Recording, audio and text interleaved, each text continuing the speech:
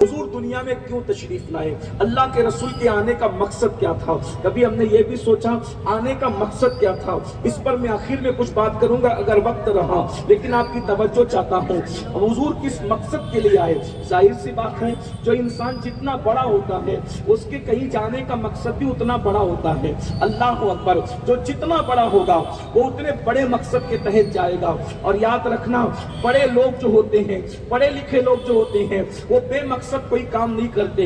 हम लोग बेमकसद काम कर लेते हैं, लेकिन हिकमत वाले लोग, हकीम लोग बगैर किसी हिकमत के, बगैर किसी मकसद के कोई काम नहीं किया करते। अल्लाह अकबर। अंदाजा फरमाए अल्लाह के रसूल दुनिया में क्यों तशरीफ लाए, आमद रसूल का मकसद क्या है, उसको हमने भुला दिया है। उस पर आखिर में गुफ्तगू होगी, लेकिन पहले आने वाला कौन है।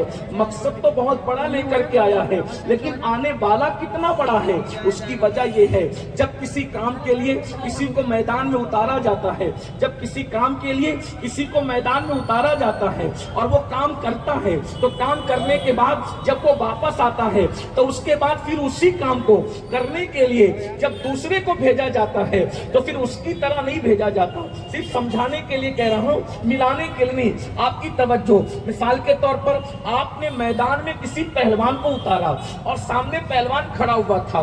ये पहलवान गया, इसने अपना काम किया, नाकाम नहीं हुआ, उसने अपना काम किया, लेकिन अपना काम करने के बाद जब वो वापस पलटा तो अब जब इधर से जो दूसरा जाएगा तो दूसरा उससे ताकत में ज्यादा होगा, उससे कुव्वत में ज्यादा होगा।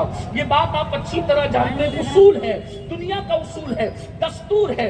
मिसाल के तौर पर अल्लाह अकबर, ये आपने पहलवानी की बात सुन ली। इसी तरह करप्शन को ले ले कि आपने किसी सिपाही को भेजा, जाओ जा करके ये सब जो है वो जुए की दुकानें बंद कराओ, शराब की दुकानें बंद कराओ, ज़िना के अड्डे बंद कराओ। वो गया, उसकी बात लोगों ने नहीं मानी, वो वापस आया, तो आप क्या करेंगे, दूसरा उससे भारी भरकम आदमी भेजेंगे ताकि उसका रुआब हो, उसकी अपनी जो वो शख्सियत हो, उसका अपना अंदाज हो। यानी आने वाला जब पलट कर आ गया तो उसके बाद उससे बेहतर जाएगा। ये दुनिया का दस्तूर है बिला तमसील।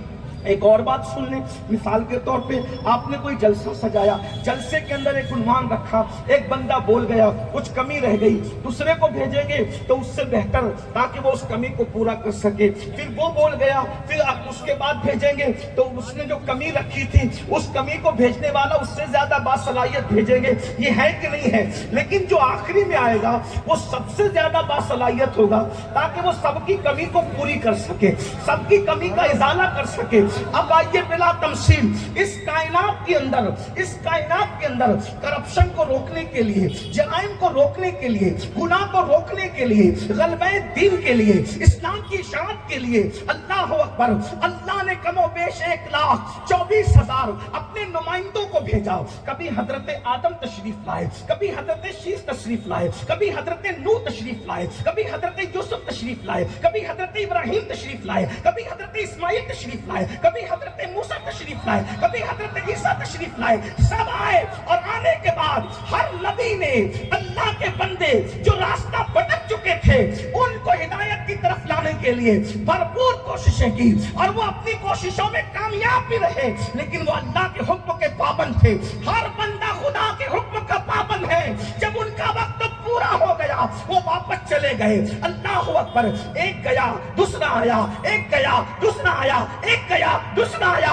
लेकिन जब 32 साल की उम्र में कमोबेश अल्लाह ने अपने पैगंबर कमारी बतुल मरियम से पैदा होने वाले कलेमतुल्लाह रूहुल्लाह हजरत सैयदना ईसा अलैहिस्सलाम को आसमान पर उठा लिया, तो उस वक्त कायनात के अंदर कुफ्र, शिर्क, बदमज़हबी, गंदगी, ज़िना, शराब, जुआ, सारी गंदगी कायनात में फैल गई।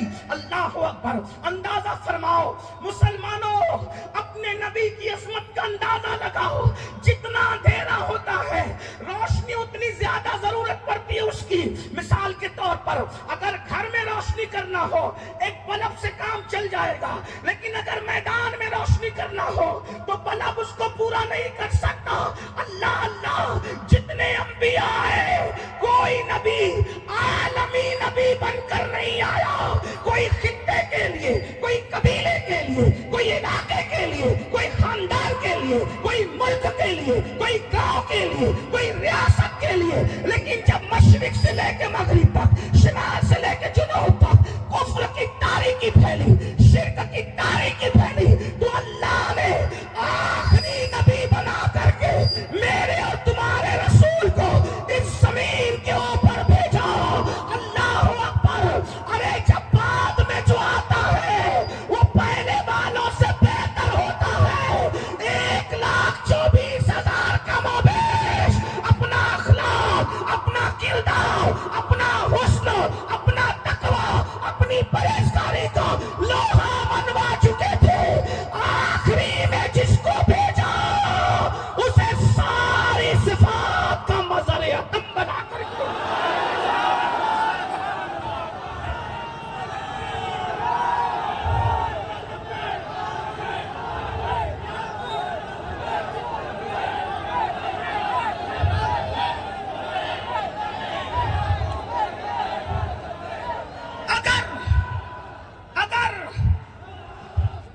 اگر ہر نبی کی ایک ایک صفت بھی کاؤنٹ کریں آپ، حالانکہ ہر نبی میں ایک ایک صفت نہیں تھی، ایک ایک خوبی نہیں تھی، ہر نبی سراپا خوبی تھا، ہر نبی سراپا خوبی تھا، لیکن اگر ایک خوبی بھی ایک نبی کی کاؤنٹ کر لیں تو کتنی خوبیاں ہیں میرے نبی میں؟ کم سے کم 1,24,000 کم و بیش کے حساب سے کم سے کم، اور یہ کم سے کم ہے جس کی کم سے کم 1,24,000 ہو، جس کی کم سے کم 1,24,000، اور وہ کم سے کم میں بھی کون؟ آدم کی صفوت۔ لیکن یہ بھی یاد رکھنا، آدم صفی تھے مگر ہو بہو آدم کی صفوت ان میں نہیں تھی۔ توجہ، اگر آپ حضور کی میلاد سننے آئے تو بہت اہم توجہ، یاد رکھنا، آج جب کہ پوری دنیا میں نبی کو گالیاں دی جا رہی ہے، مسلمانوں، کلمہ پڑھنے والوں، تمہاری ذمہ داری ہے کہ اپنے نبی کی شان بیان کرو۔ بچے کو اپنے نبی کی شان بتاؤ، اس لیے کہ دنیا لرزہ برندام ہے کہ دنیا کا آنے والا مذہب، پوری کائنات کا آنے والے دور میں سب سے بڑا مذہب کوئی ہوگا تو وہ صرف اور صرف محمد الرسول اللہ پڑھنے والا مذہب ہوگا۔ دنیا کو خوف ہے، اس لیے رسول اللہ کے لیے گالیاں دی جاتی ہے تاکہ لوگ حضور کی طرف جا نہ سکیں، لیکن ہم نبی پاک کا کلمہ پڑھتے ہیں۔ میں تو ان بھائیوں کو بھی کہتا ہوں جو کسی کے بہکاوے میں آ کے مسلمان ہونے کے بعد ان کو یوں لگتا ہے کہ مولانا ہم حضور کا اتنا ذکر کیوں کرتے ہیں۔ میں کوئی آپ کو چڑھا نہیں رہا ہوں چونکہ وہ میرے بھائی ہیں، وہ لوگ جو بہکاوے میں آ کر لاشعوری طور پہ کہتے ہیں، ان کو سمجھانا تو ہماری ذمہ داری، ہم صوفیہ کے غلام لوگ ہیں۔ ہاں، جو گالی دے، توہین کرے، اس سے ہمارا کوئی رشتہ نہیں ہے، لیکن جو لاشعوری طور پہ کہے وہ تو ہمارا بھائی ہے، ہم اس کو سمجھائیں گے۔ اگر آپ کہتے ہیں، ایک بات میں آپ سے کہتا ہوں، سنجیدگی سے سننا میرے نوجوانوں کی خاص توجہ، وہ کہتے ہیں کہ مولانا حضور کا ذکر اتنا کیوں کریں، اتنا ذکر حضور کا کیوں کریں، ہم اللہ کا ذکر نہ کریں؟ تو یہ مفتیان کرام اور علماء بیٹھے ہوئے ہیں، ہر مذہب میں کسی نہ کسی اعتبار سے اللہ کا تصور موجود ہے۔ دنیا کا کوئی مذہب ایسا نہیں ہے جو اللہ کا منکر ہو۔ آپ غور، عیسائی مذہب میں وہ 3 خدا مانتے ہیں مگر اس میں سے ایک وہ اللہ کو ماننے کی بات کرتے ہیں۔ یہودی حضرت عزیر کو خدا کا بیٹا مانتے ہیں لیکن کہیں نہ کہیں وہ اللہ کو ماننے کی بات۔ اور بھی ہندوستان میں جو مذاہب ہیں ان میں بھی اوپر والا کہہ کر کے خدا کا کوئی نہ کوئی تصور موجود ہے۔ ٹھیک، تب آپ بھی کہتے ہیں کہ مولانا ہم اللہ کا ذکر ہی کریں تو کیا یہ کافی نہیں ہے؟ میں نے کہا آج کی تاریخ میں اللہ کو ماننا یہ کافی نہیں ہے، یہ ذمہ داری سے محض کر رہا ہے، اللہ کو ماننا کافی نہیں ہے۔ دوسری بات، اللہ کو الگ الگ تصورات کے ساتھ ماننا کافی نہیں ہے. مومن صرف وہی ہے جو اس اعتبار سے اللہ کو مانے کہ اللہ وہ ہے جو محمد الرسول اللہ کا رب ہے. ہاں، یعنی جب تک محمد الرسول اللہ کے واسطے سے اللہ کو نہیں مانو گے تو اللہ کا ماننا فائدہ نہیں دے گا. حضرت موسیٰ کے واسطے سے بھی مانو تو بھی فائدہ نہیں دے گا، حضرت عیسیٰ کے واسطے سے بھی مانو تو فائدہ نہیں دے گا. بلکہ اللہ کے رسول کی حدیث صحیح ہے، آقا فرماتے ہیں جب حضرت عمر کو توریت پڑھتے دیکھا، حضور غصے میں آ کے کہتے ہیں عمر تم توریت پڑھ رہے ہو، اگر آج موسیٰ بھی ظاہری طور پہ حیات ہوتے تو ان کو محمد کی پیروی کے علاوہ اور کوئی چارہ نہ ہوتا.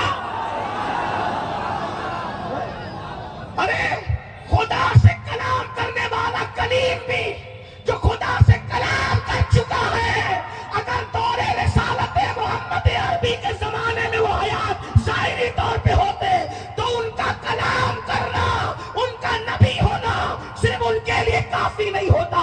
آقا فرماتے جب تک وہ میری پیروی نہ کرے، تو جب کلیم پر ان کی پیروی لازم ہو جائے ان کے نبوت کے دور میں، تو آج کی تاریخ میں ہر مذہب کسی نہ کسی اعتبار سے اللہ کو ماننے کا تصور ہے. تو پھر حضور کا ذکر اس لیے ہم کرتے ہیں، حضور کا ذکر اس لیے ہم کرتے ہیں کیا کہ ہم لوگوں کو بتائیں کہ اللہ نے زمین کو اپنی برہان بنا کر نہیں بھیجا، آسمان کو اپنی برہان بنا کر نہیں بھیجا، ستاروں کی انجمن کو اپنی برہان بنا کر نہیں بھیجا، ستاروں کو اپنی برہان بنا کر نہیں بھیجا، چاند سورج کو اپنی برہان بنا کے نہیں بھیجا. کیوں؟ اس لیے کہ جو چاند کی عبادت کرنے لگے، چاند نے نہیں کہا کہ میں خدا نہیں ہوں، خدا کوئی اور ہے. جو سورج کی پرستش کرنے لگے، سورج نے نہیں کہا کہ میں خدا نہیں ہوں، خدا کوئی اور ہے. اسی لیے اللہ نے جب برہان بنانا ہوا، دلیل بنانا ہوا، تو فرمایا قد جاءکم برہان من ربکم، میں نے محمد عربی کو اپنی برہان بنا کر بھیجا. کیوں؟ چاند کی عبادت کرنے والے، سورج کی عبادت کرنے والے جب اسی میں پھنسے تھے تو انہوں نے اشارہ کر کے ایک کو ٹکڑے کیا، دوسرے کو پلٹایا، کہا جس کو خدا مانتے ہو وہ میرے اشارے سے ٹوٹتے بھی ہے، جڑتے بھی ہے، جاتے بھی ہے، آتے بھی ہے. تو لوگوں نے کہا تو پھر کیا آپ خدا ہے؟ تو کہا نہیں، سر کو سجدے میں رکھ کے کہا سبحان ربی الاعلی. تو تب دنیا کو پتا چلا جس کے اشارے پہ سورج آتا جاتا ہو، چاند ٹوٹتا اور جڑتا ہو. ارے جب اتنی طاقت والا یہ ہے تو یہ جس کو رب اعلی کہتا ہے اس خدا کی قوت کا عالم ہے.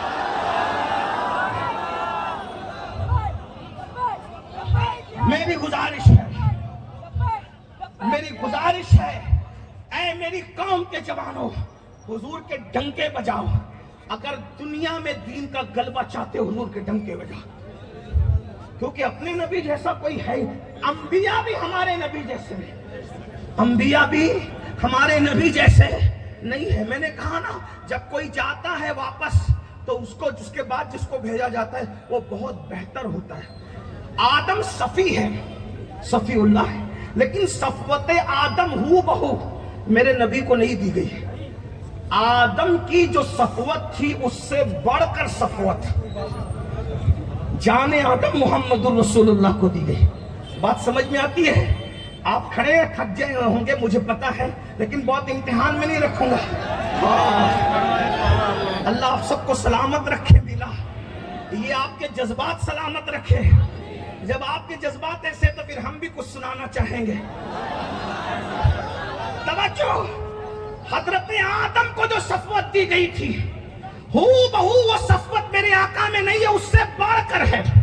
ٹھیک، حضرت آدم کو جو شان دی گئی تھی، حضرت آدم کو جو شان دی گئی تھی ہو بہو وہی شان آدم والی علیہ السلام میرے آقا میں نہیں ہے، اس سے بڑھ کر ہے.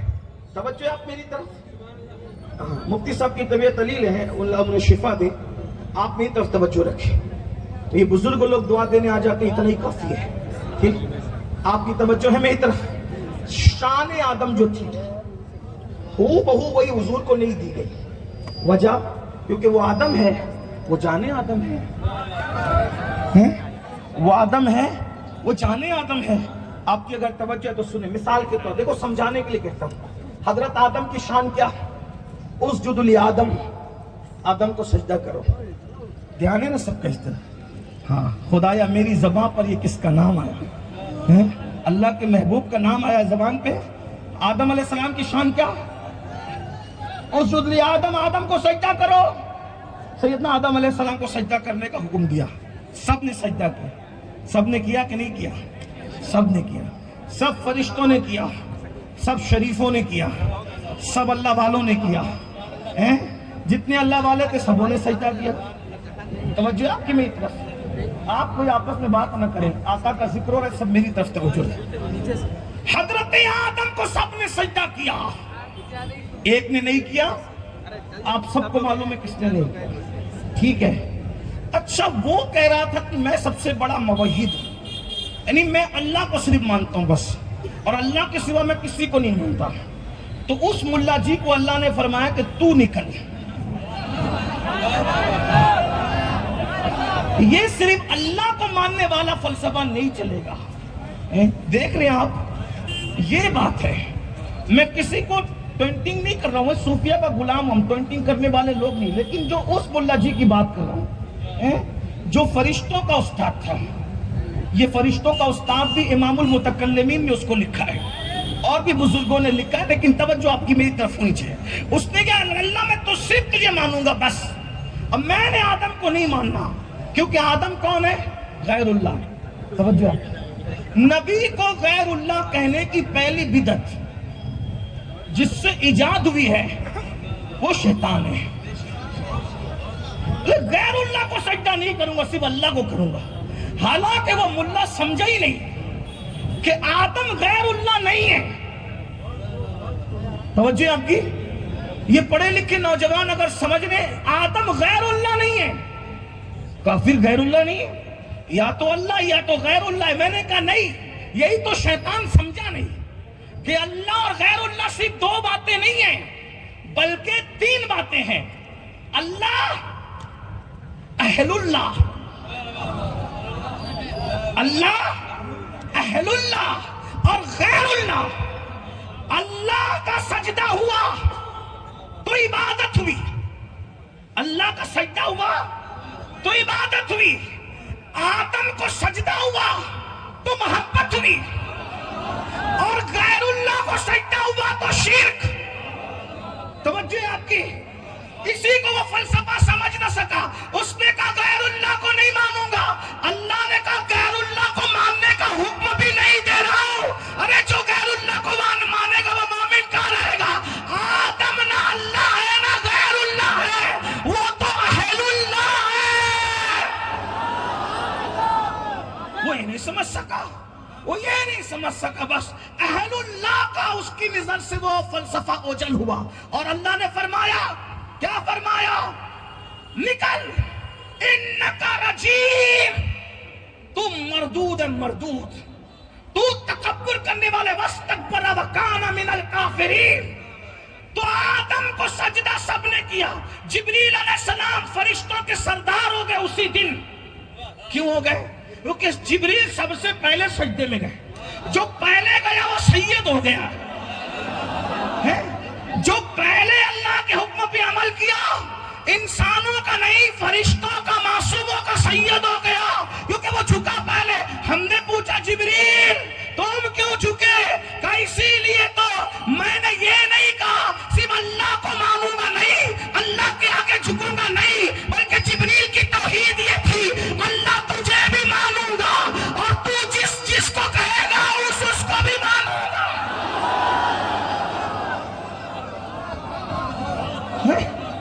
اللہ کو ماننے کا مطلب یہی ہے, تو جس جس کو کہے گا اس کو مانوں گا.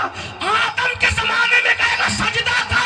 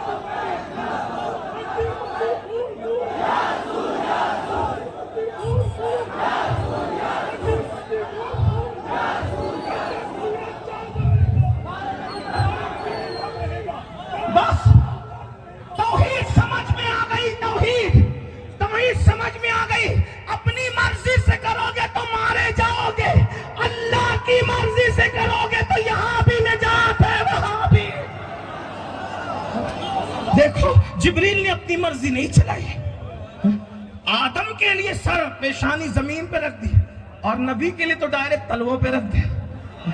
مولا سر تو بنایا تو نے، ہم کو سمجھ میں آ گیا اللہ اگر تجھے ماننا ہے تو اپنی نہیں چلانا، ورنہ یہ ساری ملا گیری اس طرح ختم ہوگی کہ کبھی کوئی مسلمان بھی نہ کہے گا لیکن اللہ اکبر اگر جبریل والی توحید پہ عمل کیا، مولا میں کچھ نہیں، تو جس کے آگے جھکائے گا میں اس کے آگے جھکوں گا، اس لیے کہ مجھے کیا، میں تو بندہ تیرا ہوں، مجھے یہ نہیں دیکھنا کہ ہے کون، مجھے تو یہ دیکھنا ہے کہ تیرا حکم کیا ہے۔